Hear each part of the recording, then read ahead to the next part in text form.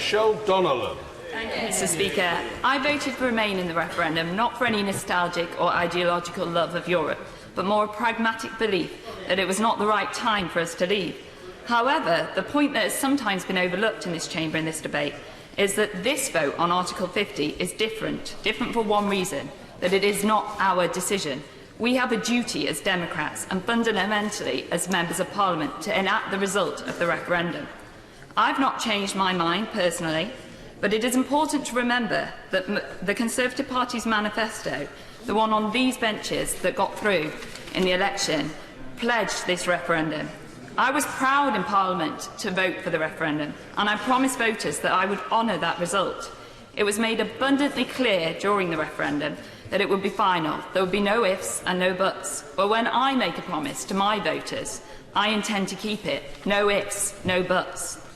To me, this debate is less about triggering Article 50 and more about democracy.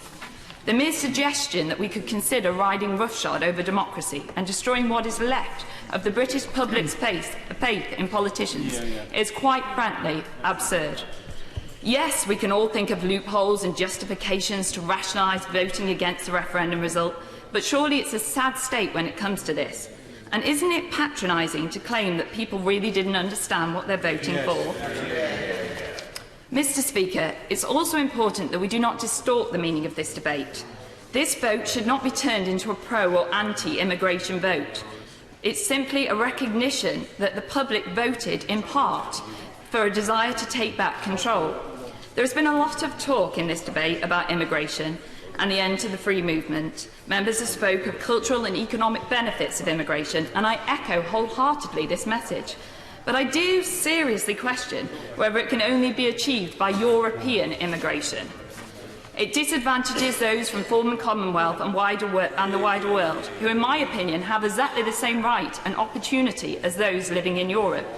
It bound our hand and gave us no chance to make our immigration system linked to our skills. So it deeply saddens me that some members have utilised this debate to distort it.